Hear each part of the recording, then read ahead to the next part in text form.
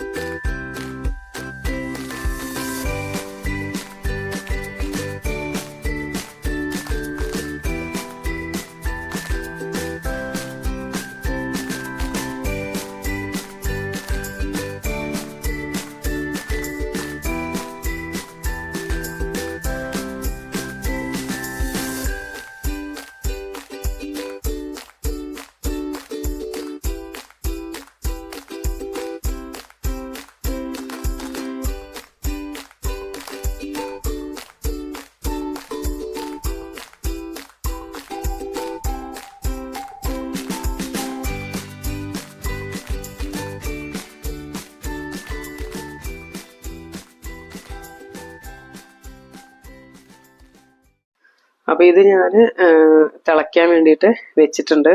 അപ്പൊ ഇനി നമുക്ക് നമ്മുടെ മുളക് റെഡിയാക്കി എടുക്കണം. അപ്പൊ നമ്മുടെ എരിവുള്ള മുളകിനനുസരിച്ച് നമ്മൾ മുളകിന്റെ എണ്ണം നമുക്ക് തീരുമാനിക്കാം കേട്ടോ.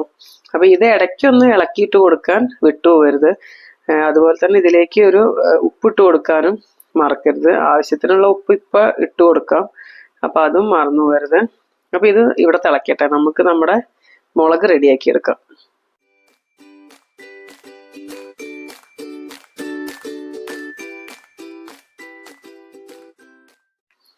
അപ്പൊ ഞാനേ ഇത്രയും മുളകാണ് കേട്ടോ എടുക്കുന്നത് ഈ മുളകാ പച്ചടിയിലേക്ക് ഇടാൻ വേണ്ടിയിട്ട്. അപ്പൊ ഈ മുളക് എങ്ങനെയാ കീറേണ്ടതെന്ന് വെച്ചാൽ ഫുള്ളായിട്ട് നമ്മൾ കീറി മുറിച്ചെടുക്കരുത്. ഇതിന്റെ ഒരു ഭാഗം അല്ലെങ്കിൽ ഭാഗം നമ്മൾ കീറിയെടുക്കുക. അതിനെ ആ മുളകിനെ 2ആയിട്ട് മുറിച്ചെടുക്കരുത് കേട്ടോ. അപ്പൊ അതാണ് ഇതിന്റെ കട്ട് ചെയ്യേണ്ട രൂപം. അപ്പൊ ഇങ്ങനെയാണ് നമ്മൾ മുളകിനെ മുറിച്ച് മാറ്റി വെക്കുക. എന്നിട്ട് ഇത് നമുക്ക് 1 ടേബിൾ സ്പൂൺ വെളിച്ചെണ്ണയിൽ നമുക്കിതൊന്ന് വാട്ടിയെടുക്കണം. അതായത് ഈ മുളകിന്റെ ഒരു പച്ചമണവും പച്ചക്കുത്തലൊക്കെ മാറ്റിയെടുക്കണം. എന്നിട്ട് നമുക്കിത് നമ്മുടെ ആ പുളിവെള്ളത്തിലേക്ക് ഇട്ട് കൊടുക്കുകയാണ് വേണ്ടത്. അപ്പോൾ അത് നമുക്ക് ചെയ്യാം.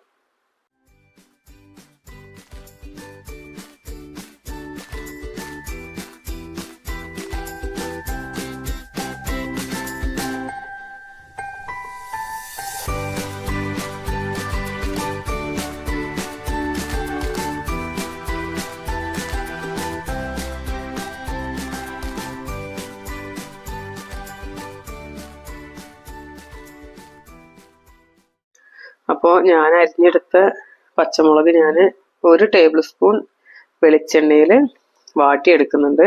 ഇതിലേക്ക് ഞാൻ കുറച്ച് കറിവേപ്പിലയും കൂടെ ആഡ് ചെയ്ത് കൊടുക്കുന്നത് കേട്ടോ. അപ്പോൾ ഈ ഒരു പച്ചമുളകിൻ്റെ കളറൊന്ന് മാറിക്കിട്ടും. അതുവരെ നമുക്കിതൊന്ന് വാട്ടിയെടുക്കാം. ഒരുപാട് നേരമല്ല, ഒരു 5 മിനിറ്റൊക്കെ നമുക്ക് എടുക്കുള്ളൂ സമയം. അപ്പോൾ മുളകായതുകൊണ്ട് ഇത് പൊട്ടിത്തെറിക്കും, ശ്രദ്ധിക്കണം. അപ്പോൾ ഇത് നമുക്ക് നന്നായിട്ടൊന്ന് വാട്ടിയെടുക്കാം കേട്ടോ.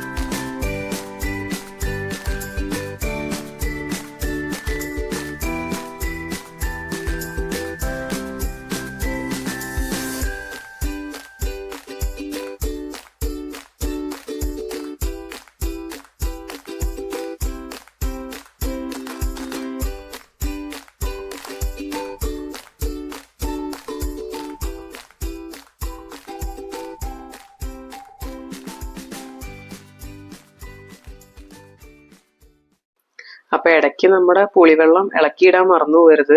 അപ്പോൾ അത് കുറുകി വരുന്നുണ്ട്, നമുക്ക് ആയിട്ടില്ല സമയം, ഇത് കുറച്ച് സമയം എടുക്കും. അപ്പോൾ നമ്മുടെ പച്ചമുളക് വാട്ടി കഴിഞ്ഞിട്ടില്ല. അപ്പോൾ അതിൻ്റെ ഇടയിലും ഇതൊന്ന് ഇളക്കിയിടാൻ നമ്മൾ വിട്ടുപോകരുത്. നമ്മുടെ പച്ചമുളക് ആയോ നോക്കാം. അതാ പച്ചമുളക് നമുക്ക് ആയിട്ടില്ല. അപ്പോൾ ഒന്നും കൂടെ ഒന്ന്, ഇപ്പോൾ ചില പച്ചമുളക് കണ്ടില്ലേ കളറൊക്കെ ഒന്ന് ഷെയ്ഡൊക്കെ ഒന്ന് മാറിയത്. അപ്പോൾ അതുപോലെ നമുക്ക് ആവുമ്പോൾ നമുക്കിത് ഓഫാക്കി വെക്കാം കേട്ടോ. എന്നിട്ട് ഇത് നമുക്ക് നമ്മുടെ മുളകാ പച്ചടീൻ്റെ പുളിവെള്ളത്തിലേക്ക് ഇട്ട് കൊടുക്കാം.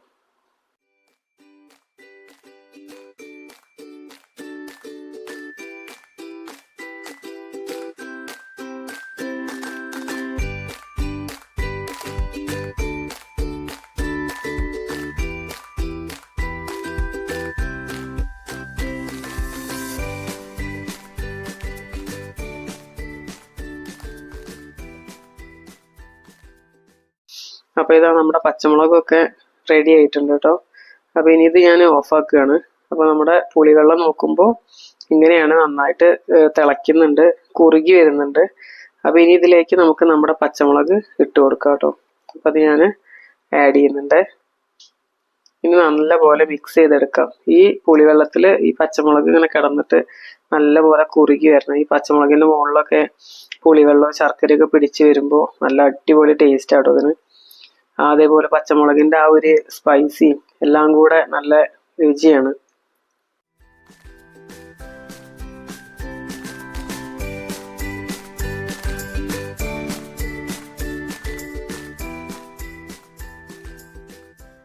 അപ്പോൾ ഇതിന് നമുക്ക് ഇവിടെ തിളയ്ക്കാൻ വിടാം കേട്ടോ. ഈ നേരത്ത് നമുക്ക് വേറൊരു പരിപാടിയും കൂടെ എടുക്കാറുണ്ട്. അപ്പോൾ നമുക്കൊരു ചട്ടിയിലേക്ക് 1 ടീസ്പൂൺ ഉഴുന്ന്, കണ്ടല്ലേ ഉഴുന്ന്, അതുപോലെ തന്നെ 1 ടീസ്പൂൺ ബ്ലാക്ക് എള്ള്, ഓക്കെ, അതുപോലെ തന്നെ 1 ടീസ്പൂൺ ബ്രൗൺ റൈസ്. ഏതരിയായാലും കുഴപ്പമില്ല, ഞാനിവിടെ എടുക്കുന്നത് ബ്രൗൺ റൈസ് ആണ്. അപ്പോൾ ഇത് മൂന്നും നന്നായിട്ട് ഒന്ന് മൂപ്പിച്ചെടുക്കുന്നുണ്ട്. ഇത് മൂപ്പിച്ചെടുത്തതിന് ശേഷം നമുക്ക് മിക്സിയിലിട്ടൊന്ന് അടിച്ചെടുക്കണം, പൊടിച്ചെടുക്കണം. ആ പൊടിച്ച പൊടി നമുക്ക് നമ്മുടെ ഈ മുളകാ പച്ചടിയിലേക്ക് ആഡ് ചെയ്ത് കൊടുക്കാനുള്ളതാണ്. അപ്പോൾ നമുക്കിത് ഒന്ന് നമുക്ക് നന്നായിട്ട് വറുത്തെടുക്കാം കേട്ടോ.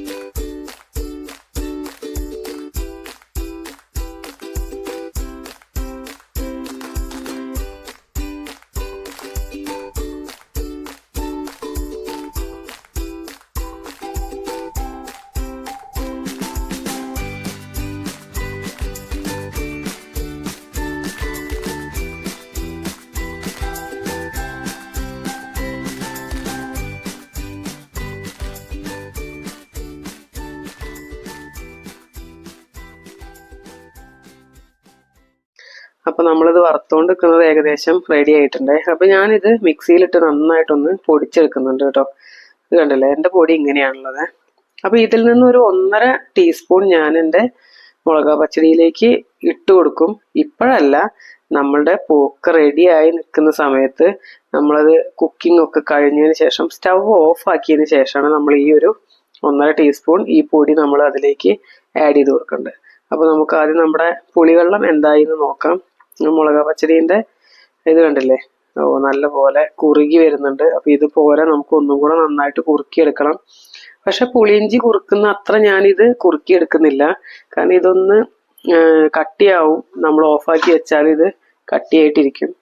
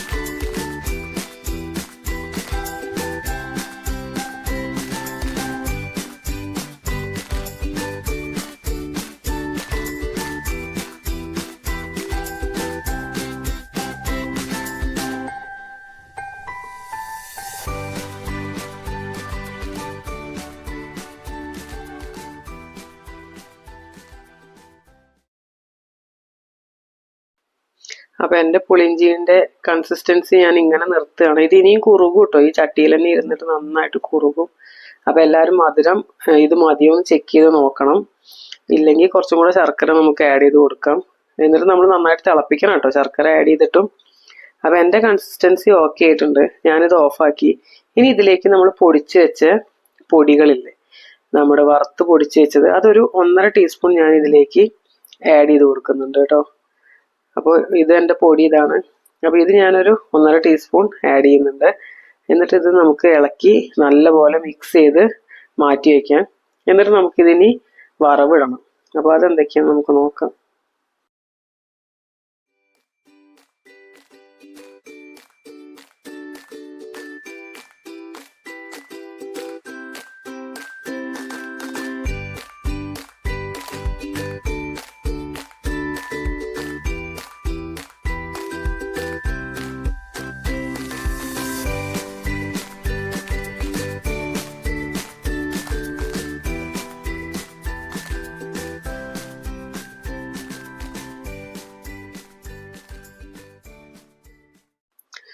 അപ്പം ഞാനിതിലേക്ക് ഒരു 1.5 ടേബിൾ സ്പൂൺ വെളിച്ചെണ്ണ എടുത്തിട്ടുണ്ട്.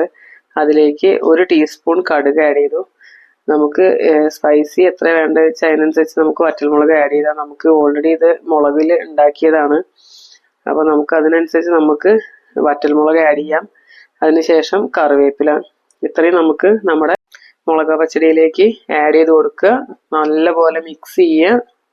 എന്നിട്ടിത് നമുക്ക് സെർവ് ചെയ്യാനായിട്ടില്ല കേട്ടോ. നമ്മളിത് സദ്യയൊക്കെ ഉണ്ടാക്കുന്ന സമയത്ത് തലേ ദിവസം തന്നെ നമ്മളിത് ഉണ്ടാക്കി വെക്കണം.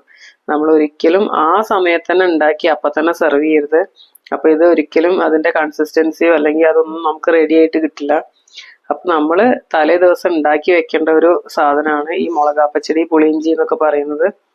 അപ്പം ഇത് നമുക്ക് സെർവ് ചെയ്യുമ്പോഴേക്കും നല്ല കട്ടിയായിട്ട് കിട്ടും. അപ്പം എൻ്റെ വറവ് കഴിഞ്ഞു, ഞാൻ ഇടുകയാണ്, മിക്സ് ചെയ്യണം. അപ്പം എല്ലാവരും ഇത് ട്രൈ ചെയ്ത് നോക്കുക. എങ്ങനെയുണ്ട് എന്ന് അഭിപ്രായം പറയണം. ഇഷ്ടപ്പെട്ടാൽ പറയണം. ഏതാണ് നിങ്ങൾക്ക് ഇഷ്ടപ്പെട്ടത്, പുളിയിഞ്ചിയാണോ മുളകാപ്പച്ചടിയാണോ ഇഷ്ടപ്പെട്ടത്, നിങ്ങൾ പറഞ്ഞു തരണം കേട്ടോ.